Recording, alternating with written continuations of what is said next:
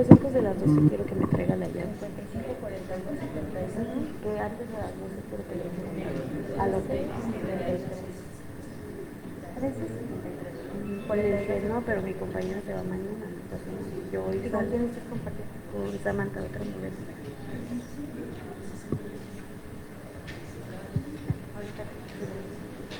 Sí, no te preocupes, no te vas a ir del foro, nada más.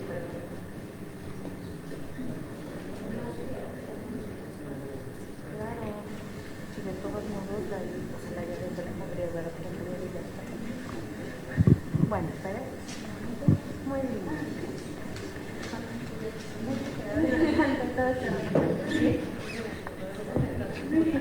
Hola, buenos días, muchas gracias por estar aquí. Vamos a dar inicio con nuestro primer foro y les doy las gracias a Rubí y a Luz que nos están acompañando hoy. Hoy es el último día de original y también el último día de foros, entonces estamos cerrando con broche de oro. Muchas gracias por estar aquí y les pido que pasen.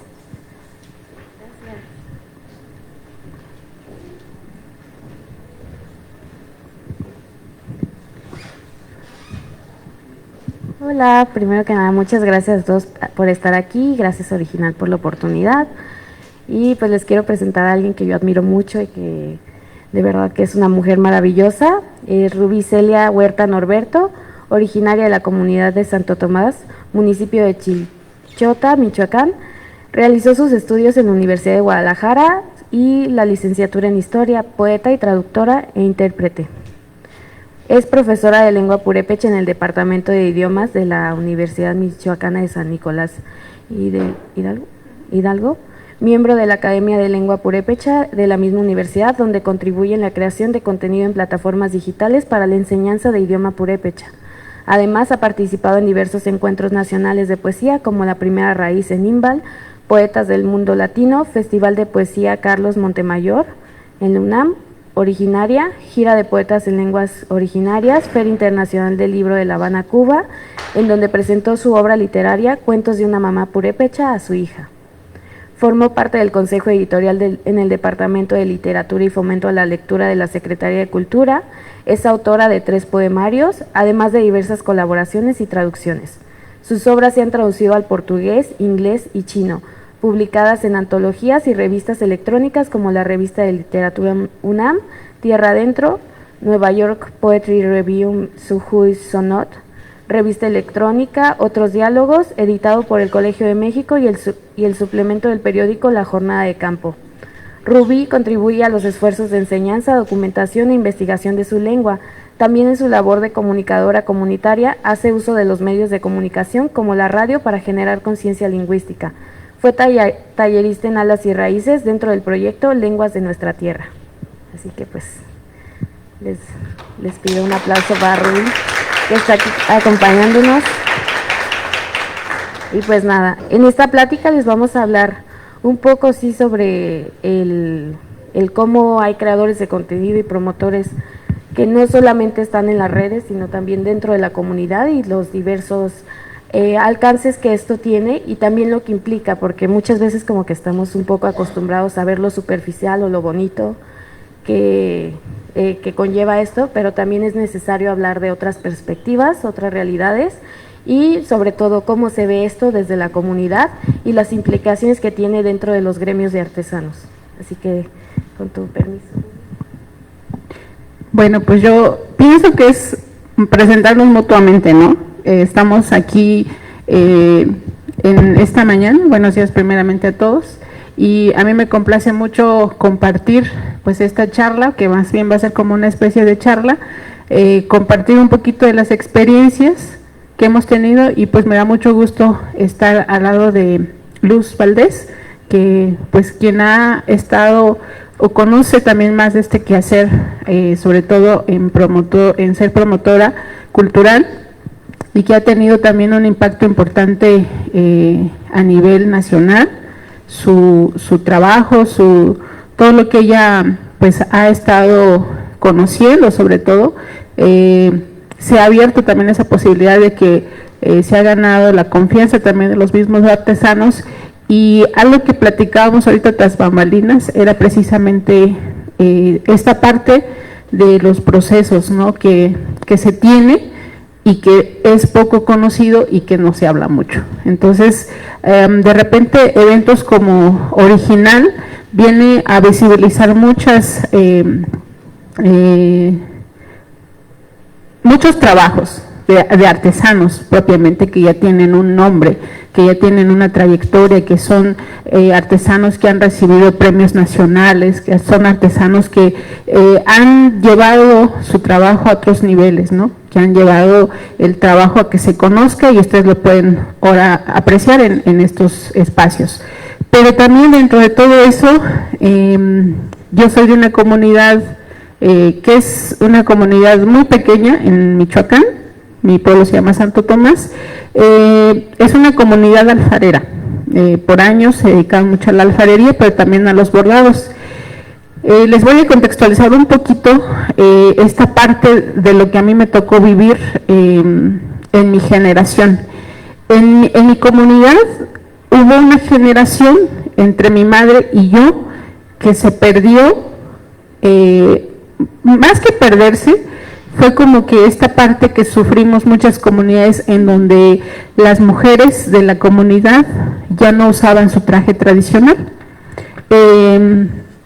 Esto porque, bueno, se nos metió mucho la idea de que para que pudiéramos, pues ahora sí que resistir a los embates de la globalización, teníamos que dejar nuestro traje tradicional. Y hubo una generación donde sufrió una ruptura, en donde ya no usábamos el traje, nada más en ocasiones muy especiales usábamos el traje.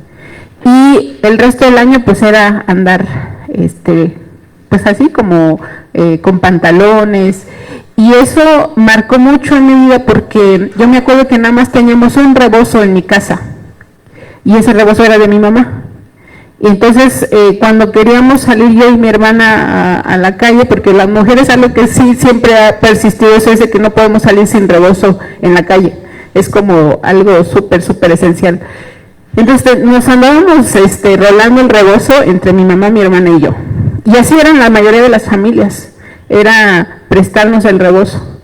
Y me acuerdo que pues anhelaba yo tener un rebozo propio, porque y le decía a mi mamá, ¿por qué no me compran un rebozo?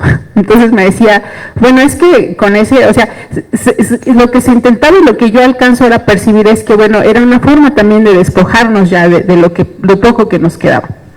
Entonces, ese proceso que yo viví de rupturas que hubo, lo viene recobrando ya la juventud de ahora. Digo, yo no estoy tan grande, pero las jóvenes de ahora, lo que veo, el alcance que veo, es precisamente que ya no solamente han recuperado el gusto por vestirse con su anengo bordado, con su rebozo y todo el traje como es completo. Y no solamente eso, sino que también me acuerdo que en ese tiempo, la infancia o la adolescencia que yo tuve, en fiestas muy especiales nos tocaba pedir prestado nuestro traje tradicional a otra comunidad. O sea, todo. Y yo no sé por qué, eso ya lo veo ahora chistoso, yo lo veo chistoso, pero en ese tiempo era muy común que cuando había una fiesta, mi mamá decía, pues voy a pedirte el traje a la comunidad vecina de Acachuén. Y todas las mamás andaban pidiendo prestado cuando nosotros, pues usábamos ropa de no sé quién, ¿no? Y igual, así fue un tiempo, y ahora lo que voy es que las mujeres empezaron a recuperar el sentido de bordar, de volver nuevamente a vestirse de manera completa, y no solamente eso, sino que ya ahora es muy extravagante, ¿no? Yo ahora pues me vine como que en plan de algo muy sencillo, en el ámbito de las mujeres cuando ya se casan ya no usan prendas muy vistosas, como el caso de mi hija, ¿no?, que trae su bordado de colores y las lentejuelas y muy llamativo, y ya las que estamos ya como casadas o que ya estamos en ese plan, ya usamos algo más recatado. Ese es el más o menos. Pero a lo que voy, todo esto ha generado un alcance en donde ya hay mayor producción. Ya las mujeres empiezan a también vivir del bordado, porque ya le bordan a la hija, a la tía, a la hermana, y ya se ganan un dinero. Y esto dentro de una dinámica interna en la comunidad, pues es importante porque se está generando una dinámica dentro de la comunidad, la economía se mueve en la comunidad, pero también esta cuestión de no presionarnos, porque tú dices, pues hazme una prenda porque la ocupo para la fiesta patronal. Y entonces las mujeres llevan su tiempo en decir, pues en 8 meses va a ocupar este delantal, este guanengo, y pues lo voy haciendo en mis tiempos. Y eso hasta cierto punto es algo que ha generado como que una resistencia también dentro de la forma en cómo se maneja y se genera estas dinámicas. Pero está la otra parte, que ahorita ya le voy a ceder la palabra a Luz, que ella ha tenido experiencias no solo en ciertos lugares, sino que es un común denominador que se empieza a generar en muchas comunidades y sobre todo en el sector sobre todo de artesanías de textil, ¿no? Pues ya hablando en general de textiles, eso es como que el proceso que se vive dentro de la comunidad, ¿no? Pero hay otra parte que ya es la parte en donde se empiezan a generar colectivos, familias, grupos que se dedican ya a vender esos textiles fuera de la comunidad para gente que no es de la comunidad, ¿no? Hay una función dentro de lo que nosotros portamos dentro de la comunidad, y que nosotros, ya sea que bordemos nosotros mismos nuestras prendas o que le digamos a la prima que se dedica mucho al bordado y que es muy hábil y que es la que más rápido nos puede hacer nuestros textiles. Y hay otras dinámicas que ya son, ahora sí, el llevar estos textiles a exposiciones, a ventas, a esos espacios donde ya la gente puede tener alcance para poder obtener un huipil, un guanengo o otras prendas, ¿no? Entonces ya eso, pues ahorita Luz nos va a compartir un poquito de su experiencia y vamos a ir compartiéndoles esta primera parte. Yo primero que nada tengo una pregunta. Tú que perteneces a una comunidad y viste todo este proceso, ¿cómo crees que se dio o por qué crees que se dio volver a portar su indumentaria y hacerla? ¿Cuáles fueron los motivos? Yo creo que son muchos los motivos porque así como ha sucedido con la lengua purépecha, de que en cierto momento se nos prohibió que habláramos nuestra lengua, de que dejáramos de hablar nuestra lengua, y eso ha generado un impacto muy importante que la lengua también hasta la fecha ha tenido pues una pérdida muy considerable en las comunidades purépecha.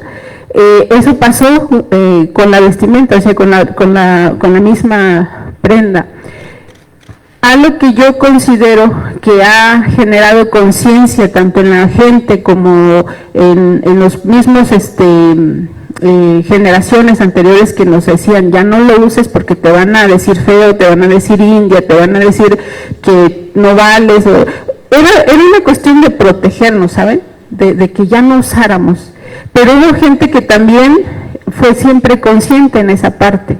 Entonces, el hecho de que la juventud o estas generaciones actualmente que están reivindicándose y apropiándose nuevamente de su ropa, inclusive de la misma lengua, se ha generado a partir de las mismas dinámicas dentro de la comunidad, porque algo que nos da identidad precisamente va a ser la lengua y la vestimenta, ¿no?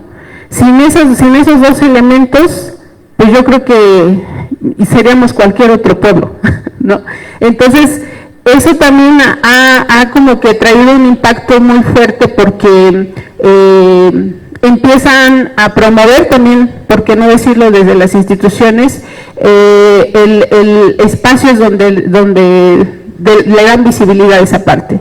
Pero lejos de las instituciones, las mismas comunidades, sobre todo comunidades purépechas que están en la meseta purépecha, en las 4 subregiones, han como que dado esa voz propia, visibilizar muchas cuestiones y sobre todo problemáticas que ha generado que las comunidades se unan y que las comunidades empiecen a valorar y a ver lo que tienen, ¿no? Entonces son muchos elementos que pueden influir en que las nuevas generaciones se estén interesando e integrando nuevamente al interés por tanto por vestirse y por producir, porque también no hay jóvenes, niñas que empiezan ya a bordar, a promover toda esta parte, ¿no? Y eso es algo que pues es rescatable.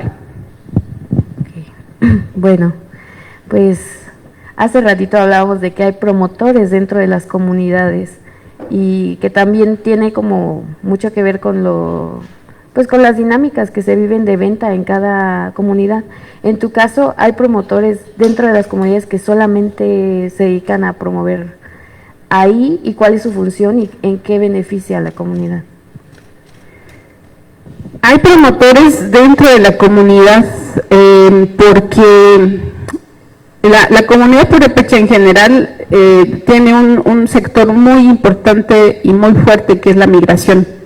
Muchas personas que están en diferentes estados en Estados Unidos se llevan parte de esa cultura, ¿no?, a esos espacios en donde hacen fiestas. Inclusive a mí me sorprende porque sobre todo en la parte de Tijuana hay toda una comunidad, la comunidad de Tanaco, Santa Cruz Tanaco, que ellos llevan a cabo ya sus fiestas patronales, hacen todos los cargos, sistemas de cargos en ese lugar.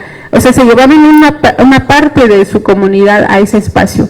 Y eso genera una demanda también de llevar su ropa, su traje tradicional. Y no solamente eso, sino que ya cruzando la frontera en Los Ángeles, en Oregón, en Chicago, hay muchas personas migrantes dentro de la comunidad.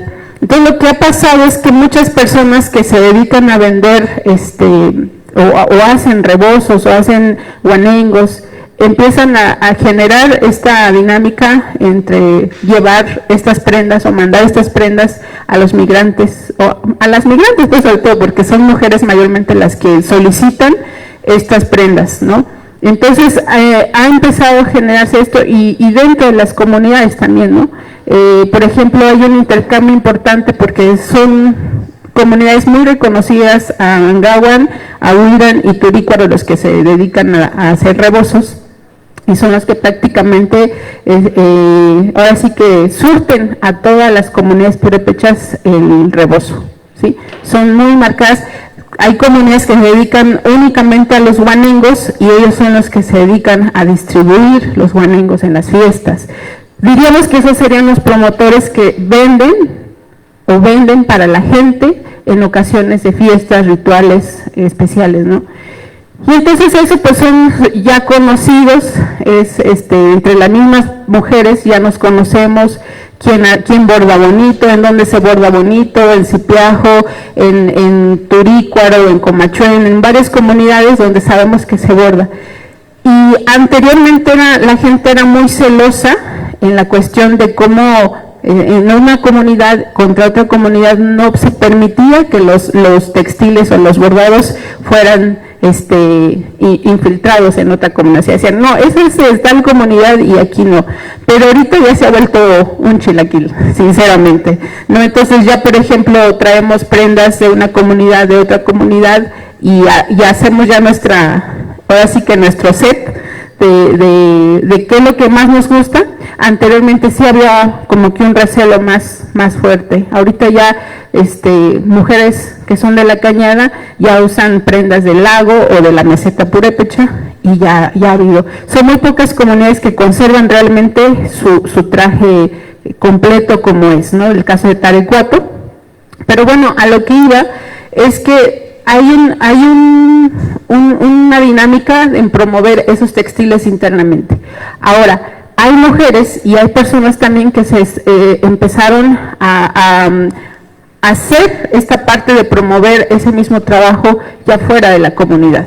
Ya con esta cuestión de la pandemia yo creo que fue un detonante que se dio para que las personas empezaran a usar los medios digitales, las plataformas, para empezar a comercializar estas prendas, ahora sí que mandarlos al extranjero, inclusive hay muchos colectivos que mandan ya prendas a Europa, a Estados Unidos, a cualquier parte del mundo, y pues obviamente ya con fines de comercializar, de vender, y que pues la gente también sea una fuente de trabajo, porque al final de cuentas es eso, ¿no? Las personas se dedican a bordar también, ya para hacerlo como un trabajo, ya no es para decir es para la fiesta, es para venderle a la vecina o tal comunidad, en donde también estas prácticas, pues ahorita las vamos a comentar cómo se generan también dentro de este ambiente, ¿no? Okay. Bueno, en mi caso, a diferencia de los promotores como los que hablaba Rubí, yo siempre he promovido desde afuera y generalmente para el público fuera de las comunidades, promoviendo su consumo, su compra y la valorización de cómo se hacen para dignificar el trabajo. Es muy bonita toda esa parte, sin embargo, siempre he creído que hay que reconocer las problemáticas que esto conlleva y las problemáticas que están surgiendo a raíz de esto, porque no es todo padre de que se reactivan economías y ya. Son procesos complejos que se viven dentro de las comunidades y que hace un rato las platicaba con Rubí. A pesar de que en cada comunidad es diferente, incluso entre familias es diferente las dinámicas que se llevan, sí hemos notado como que hay procesos que se están repitiendo, hay vicios que están pasando y muchos de estos los podemos ver incluso en eventos como este, original, porque creo que parte de reconocer y poder cambiar las cosas que están mal es poder verlas, porque no podemos cambiar algo que no estamos viendo, que nos estamos negando a ver, porque es muy padre como romantizar todo el trabajo artesanal, que todo esté hecho con amor, cuando en realidad no. Actualmente lo artesanal se ha convertido en una fuente de ingresos para muchas familias y al capitalizarse pues también conlleva todos los problemas que trae el capitalismo. Y creo que es importante, y a nosotras nos parece importante tocar este tema, ¿no?, de las problemáticas que surgen respecto a la comercialización y promoción del uso de textiles. ¿Por qué? Porque estos eventos ayudan mucho a que se promuevan, a que se sigan usando, a que cada vez más personas compren, pero creo que si no se hace de manera consciente es muy peligroso y de por sí el capitalismo pues nos va a llevar a las problemáticas, pero si reconocemos las cosas, creo que tanto los compradores como también los artesanos pueden reconocer algunas actividades que no están por completo bien y que hay que verlas y tener cuidado. Por ejemplo, comentábamos hace poco, hay muchos artesanos pues que tienen una trayectoria de años, la verdad es que han ganado galardones, premios, están muy institucionalizados, sin embargo hay muchos artesanos en el anonimato todavía, y que entre más crezcan figuras de poder, seguirán aumentando la lista de artesanos que vivirán en el anonimato. Entonces, pues me gustaría que Rubí nos platique algunos puntos que ella considera importante recalcar sobre esto. Sí, retomando un poquito lo que nos comenta Luz, yo creo que eso es algo de lo que no se dice, o son de las cosas que no nos atrevemos a darlo a conocer, ¿no? Simplemente es hablar de lo padre que es portar un textil y que no regateemos y toda esta consigna que lleva, ¿no? Y eso es padre, que la gente cada vez sea más consciente de lo que estamos consumiendo, pero también hemos notado, o en mi caso he notado, les voy a hablar un poquito del contexto purépecha, no sé en otras culturas, y ahorita Luz a lo mejor me va a sacar un poquito de dudas porque tiene un poquito más el panorama así general, pero en el caso de la región purépecha, cada vez nos hemos estado como que llenando esa idea de desechar, ¿no? El consumismo se ha vuelto una problemática y ese consumismo es lo que también ha generado también estas dinámicas de lo que vamos a hablar ahorita, ¿no?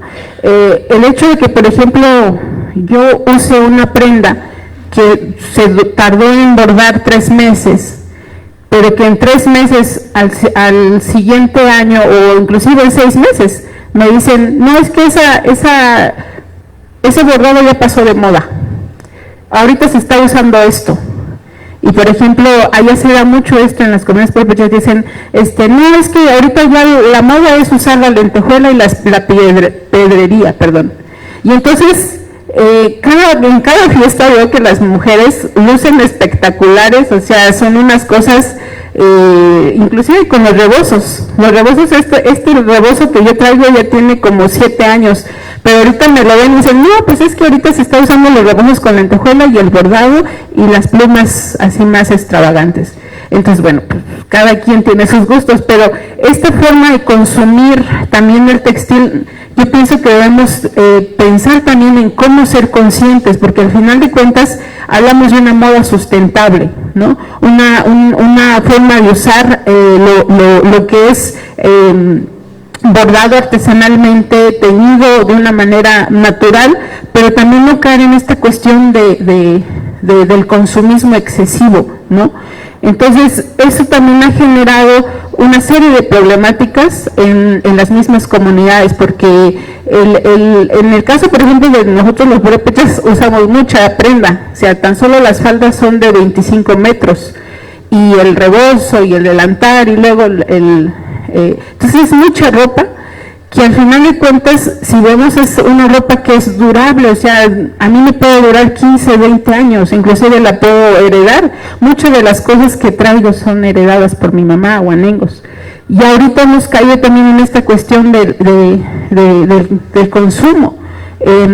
Y qué padre, ¿no? Que uno diga, no, pues consume y eso, pero eso ha generado también toda una dinámica dentro de las comunidades, que ha habido, por ejemplo, lo que mencionaba Luz, hay familias que se dedican a hacer rebozos, a hacer delantares, porque también es todo un trabajo el hacer, hablo dentro del contexto donde vivo, pero eso también ha generado muchos conflictos dentro de la comunidad, y eso es pues precisamente que unos muchas veces se dedican a hacer la mano de obra, los detalles o las partecitas de un guanengo, y al final de cuentas el que expone o el que exhibe, el que va por allá, es el que se lleva todos los créditos, y eso ha generado internamente una serie de conflictos en la comunidad, porque yo le comentaba a los que son muy pocas personas, artesanos, que hacen prendas de principio a fin.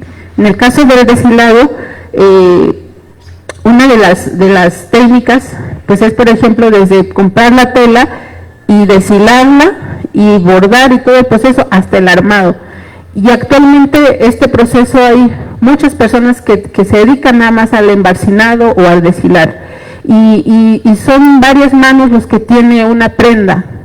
Y entonces eso ha generado también internamente situaciones, porque también lo que mencionaba Luz, quien tiene los contactos y los medios para poder salir a vender en espacios más reconocidos institucionalmente, es el que reconocen y es el que dicen pues el artesano. Pero dentro de eso creo que hay todo un trabajo de familiares, de personas que han apoyado para que ese proceso realmente, el producto, ya llegue a alguien, ¿no? Y esas son de las cosas que hemos como que planteado, ¿no? De que también seamos conscientes.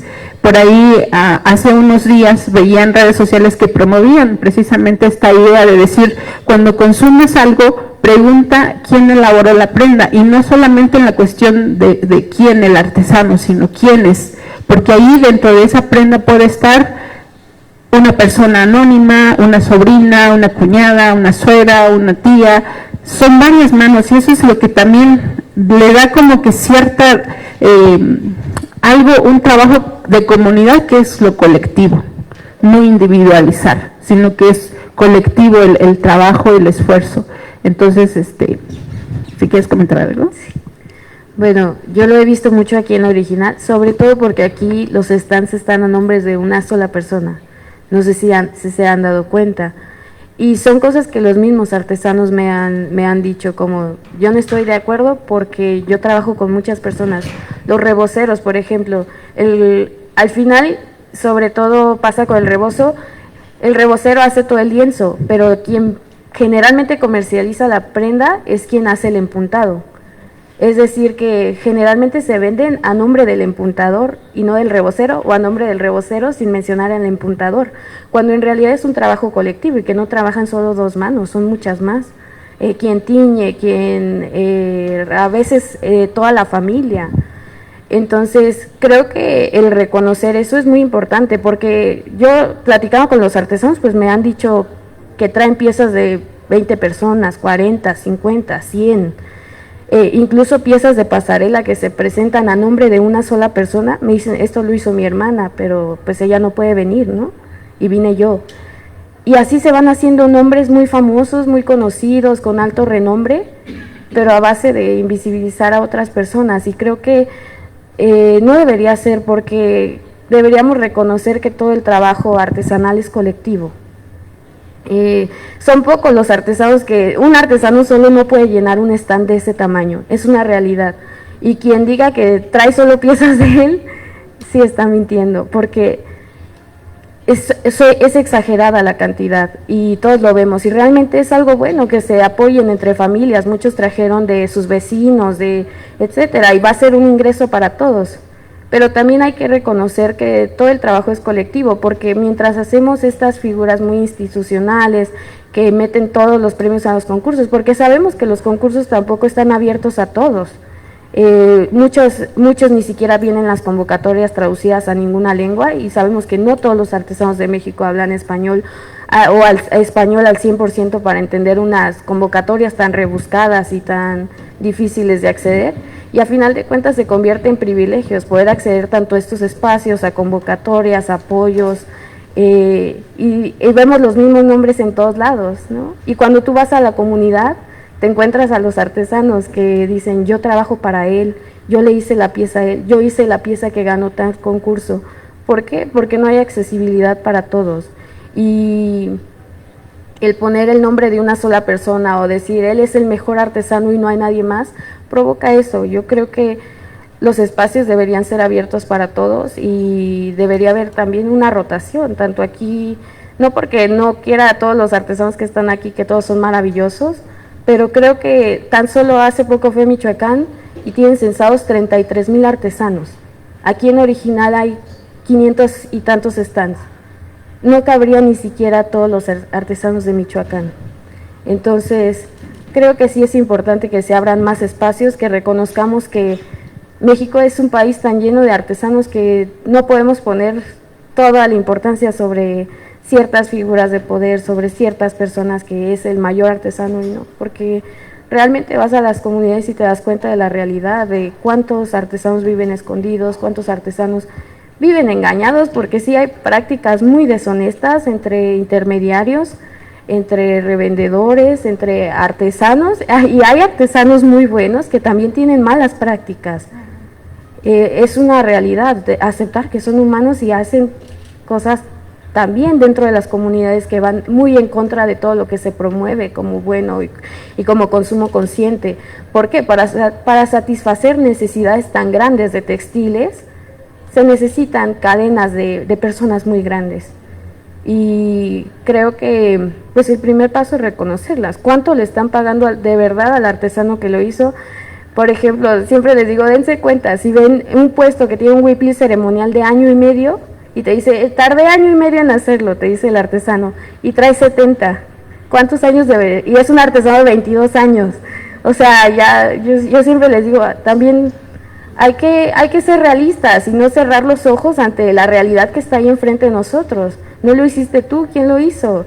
Y también los artesanos ser honestos, porque creo que nada les quita darle honor y el crédito a quien de verdad los hace.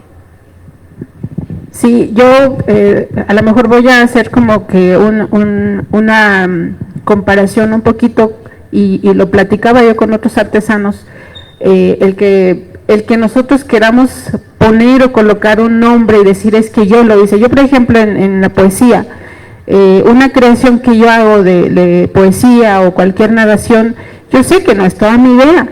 O sea, yo sé que dentro de esa idea hay muchas vivencias de otras mujeres que me cuentan, que las vivo, que las observo, y al final de cuentas se hace una idea colectiva también de esos sentires, de esas formas de vivencia. Es lo mismo que pasa también con esta parte de los textiles, ¿no? Y yo les comentaba que hace unos años en mi comunidad, es una comunidad que tenemos propiedades comunales en el ámbito del territorio. y hasta cierto punto se conservaba el bosque, se conservaban muchos elementos porque era como de la comunidad. Todos podíamos decir, tomar decisiones en asambleas y defender si alguien quería infiltrarse a sembrar aguacate u otros cultivos. Pero llegó cierto momento en el que por azares del destino llegó una autoridad que pues empezó a decir, bueno, pues vamos a repartir estos terrenos comunales y los vamos a hacer que cada quien sea de propiedad, que sean de propiedad privada. Y los dividieron los terrenos comunales y al final lo que pasó fue que llegó una empresa transnacional de Arizona y empezó a meter berries, fresas y un montón de cultivos, monocultivo, que empezó a afectar las tierras. Y se hizo una asamblea y hubo un peleadero porque en la asamblea decían, no, pues es que es mi terreno y está mi nombre. Y la comunidad ya no podía defender esas tierras comunales que estaban siendo afectadas por estas empresas. Pasa lo mismo en estos casos. O sea, cuando nosotros dejamos de pensar en lo colectivo y lo hacemos algo, es fácil de que se extraiga y que se pueda hacer o que se cometan otros fines, ¿no?, con estas cuestiones. Entonces, en lo colectivo siempre podemos nosotros como comunidad defender algo. Inclusive hemos visto cómo se han apropiado de elementos en los textiles. ¿Por qué? Porque pensamos en, no es que es mi diseño, es que yo lo diseñé, es que es mi creación. Sí, yo no dudo, porque al final de cuentas el artesano pone toda su creatividad, pero también sí podemos reconocer que hay elementos que no solamente son de una sola persona, siempre tiene que ser algo colectivo. Al final lo que pasó en la comunidad es que se llegó a replantear y pensar, bueno, ¿qué está pasando? O sea, si alguien alguien de fuera viene y fácil nos pueden quitar, despojar, hablando en términos del territorio, porque ya la persona a lo mejor no le interesa, porque ya lo vendió a alguien de fuera o algún extranjero, y entonces ¿cómo la comunidad va a intervenir si legalmente pues ese terreno está a nombre de tal persona? Entonces pasa lo mismo cuando nosotros estamos pensando en esta parte de hacerlo individual, de que solamente una persona es dueña de todo eso, ¿no? Entonces son cosas que hemos estado pues entre pláticas y entre lo que también nos toca ver cómo han sido estas dinámicas que se manejan, buenas prácticas y malas prácticas también, ¿no? Que no todo es malo, pero también hay que también mencionarlo y hacer ver estas partes que pues no nos gustaría decirlas, ¿no?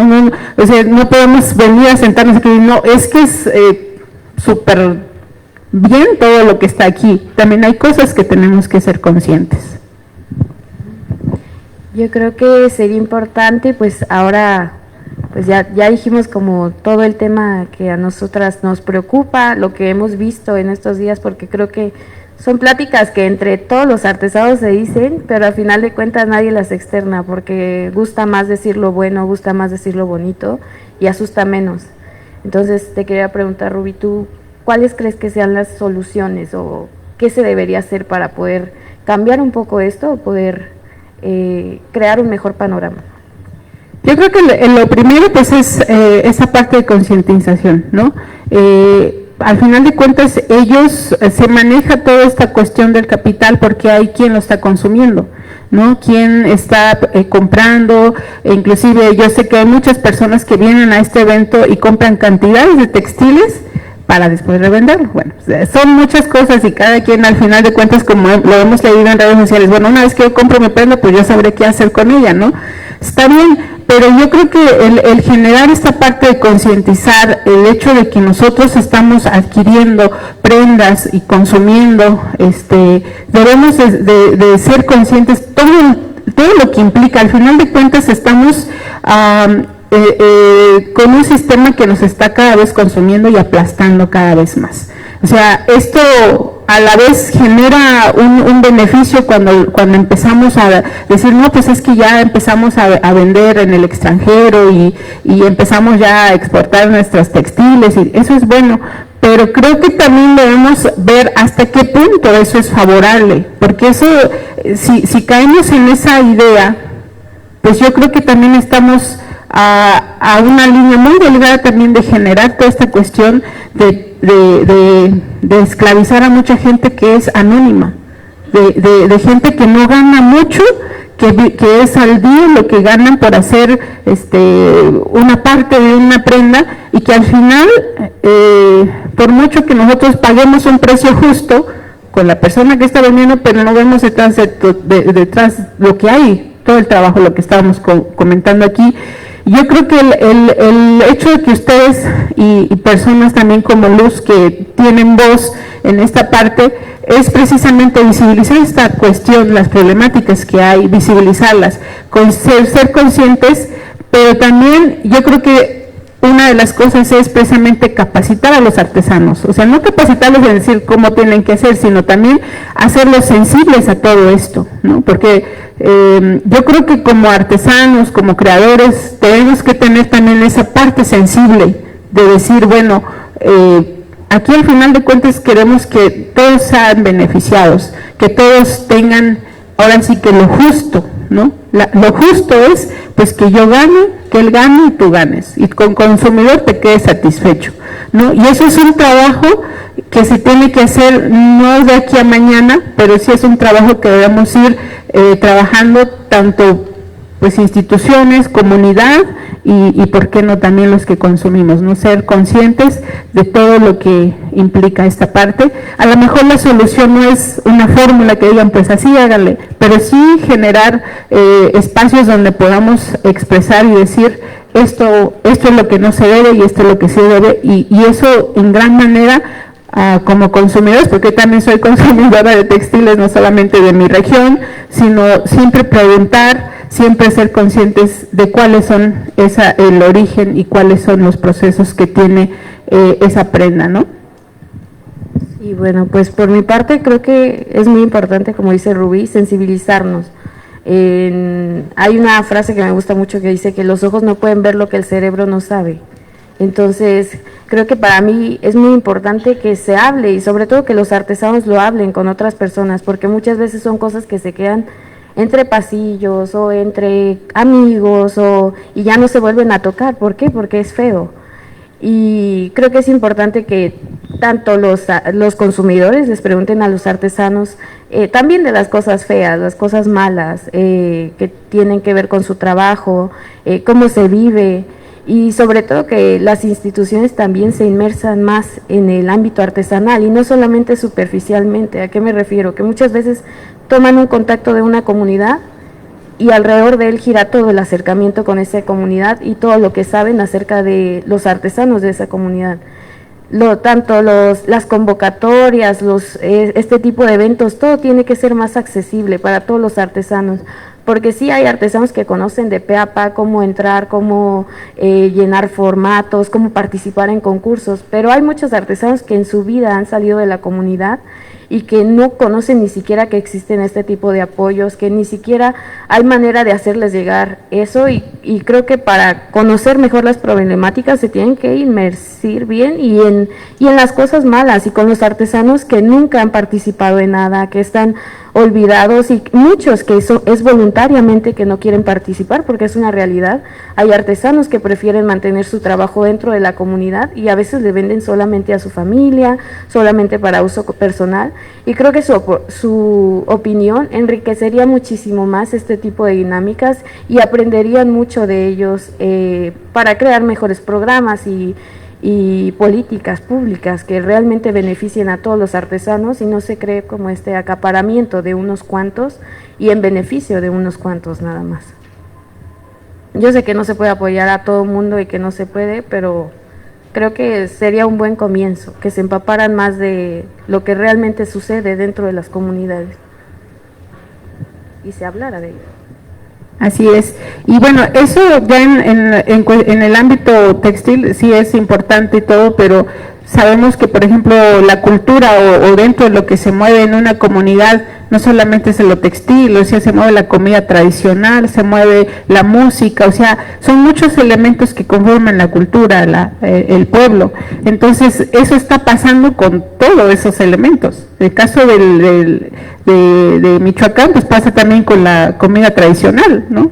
Que las cocineras tradicionales, o pasa en estos elementos y yo creo que ser conscientes de todo lo que está generando, sobre todo estas políticas públicas que vienen de arriba hacia abajo, ¿no?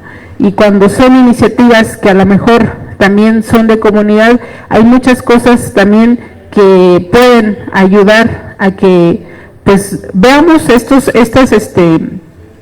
prácticas solamente para ser visibles o que se conozcan, pero al final de cuentas todo esto va a seguir girando, va a seguir fluyendo, va a seguir caminando dentro de una comunidad. Aquí lo importante es, ya cuando un elemento sale fuera es cómo se puede ayudar a que las personas sean conscientes de lo que están consumiendo realmente. Y bueno, pues vamos a dar un espacio por si alguien tiene alguna pregunta, por si alguien tiene algún comentario, antes de que nos digan que el tiempo ya se acabó. Entonces, si alguien quiere preguntar algo, pues vamos a automoderarnos aquí. Hola, ¿qué tal? Rubí, bueno, ambas, pero la primera pregunta sería para Rubí. Me gustaría saber tu opinión acerca de cómo se han modificado los usos del rebozo, pensando en personas de Estados Unidos que compran rebozos para utilizarlos en este servicio de dulas o de acompañamiento en el embarazo, ¿no? Y que incluso ya hay como toda una construcción de técnicas de usos del rebozo. ¿Qué opinas sobre esas otras formas, ¿no?, de cambio en el uso del objeto y la relación con la comunidad? Y la otra es, a ambas me gustaría saber su perspectiva a lo largo de las charlas que se han tenido estos días, principalmente la de el inicio, que se hablaba un poco de esta perspectiva de construir una marca, de construir, pues me gustaría saber qué opinan, porque su discurso entonces termina como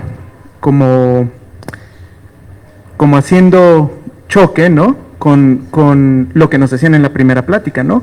Incentivar a que el artesano se construyera su nombre, su marca, su autoría, y que creo que desde el inicio de Original se ha visto como esta intención, poco a poco ha ido cambiando el discurso, pero se ha visto esta intención de equiparar o igualar al artesano al autor, ¿no? Como privilegiar esta postura de la autoría o el individual, ¿no? Cuando coincido completamente con ustedes que es un proceso colectivo y es una construcción colectiva y que surge de la comunidad. Entonces, ¿cómo contrastar esto? ¿Cómo llegar hasta esas voces que construyen y legislan y que hacen leyes y poderles decir, hey, hay que, ¿no? No todo, no existe solo, no hay un modelo único de artesano o genérico de artesano, ¿no? Hay una complejidad de construcciones sobre la figura del artesanado, ¿no? Y no solo un artesano no necesariamente viene de una comunidad indígena, un artesano no necesariamente viene de una comunidad rural, también hay en la ciudad, también hay en otros contextos. ¿Cómo poder, para ustedes, me gustaría saber, poder aterrizar esa complejidad? Y ya, muchas gracias. Por nada. ¿Vamos contestando o seleccionamos 3? Y ya después nos...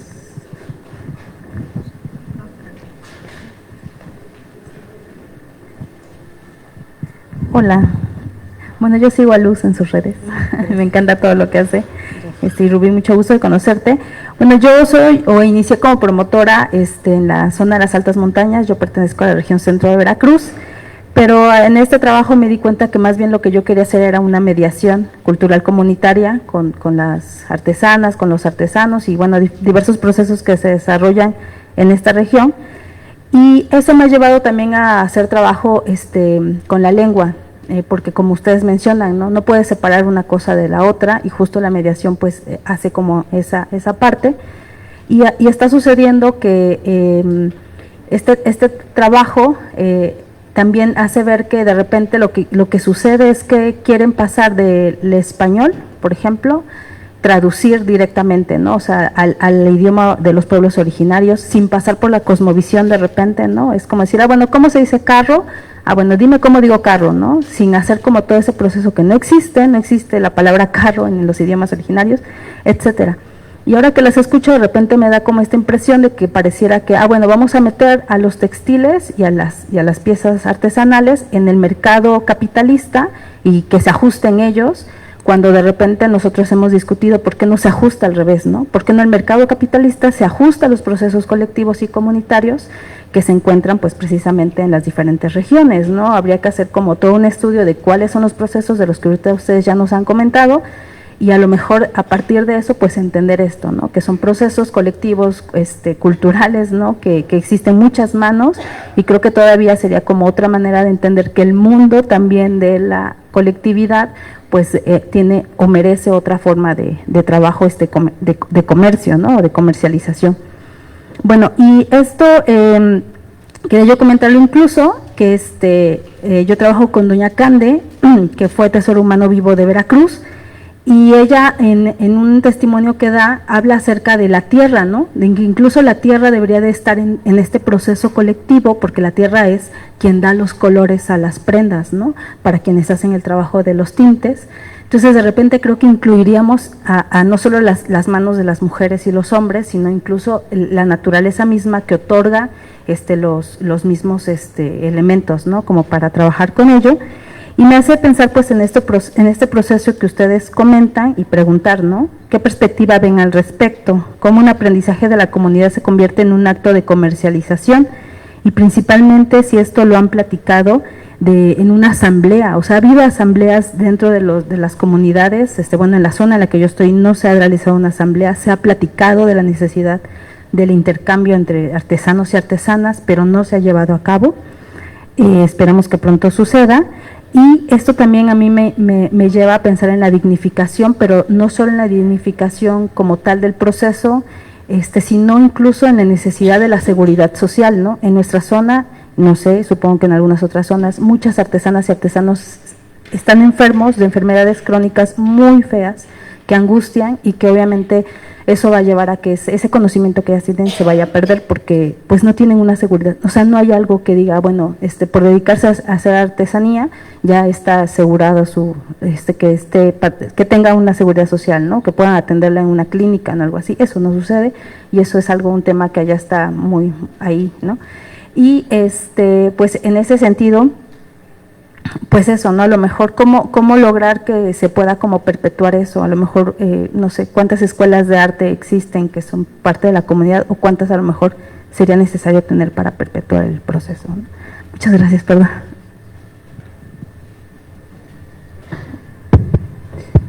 Sí se escucha, ¿verdad?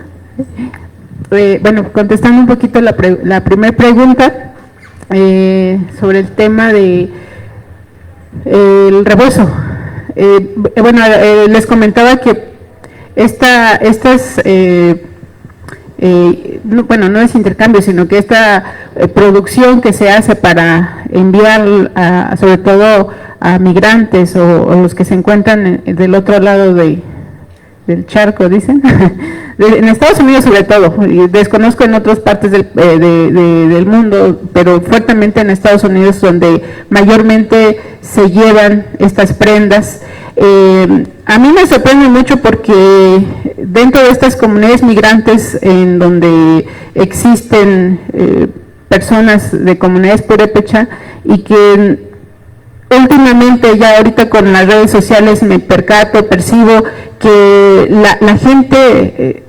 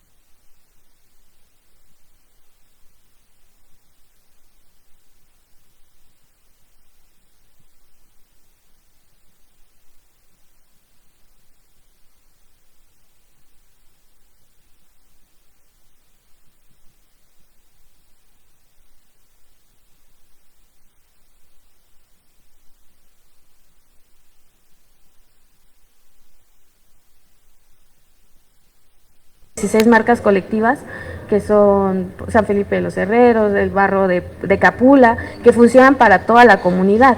Creo que eso va más acorde a muchas de las necesidades de cierto sector de artesanos, porque efectivamente a veces ni entre familias se pueden organizar, hay familias enteras que no se hablan, hay artesanos, o sea, pasa mucho que dicen, es que debería haber un comité de artesanos por comunidad. A veces ni entre una familia se pueden poner de acuerdo, ni pueden vender lo mismo, se odian a muerte, o sea, también, o sea, hay que ser realistas con esos temas. Entonces creo que para el tema de marcas y registros, pues hay mucho camino que recorrer y creo que se puede legislar mejor y crear que sea más accesible para todos. Y pues, ay, muchas gracias. Ay, ya se me volvió, se me perdió la pregunta también.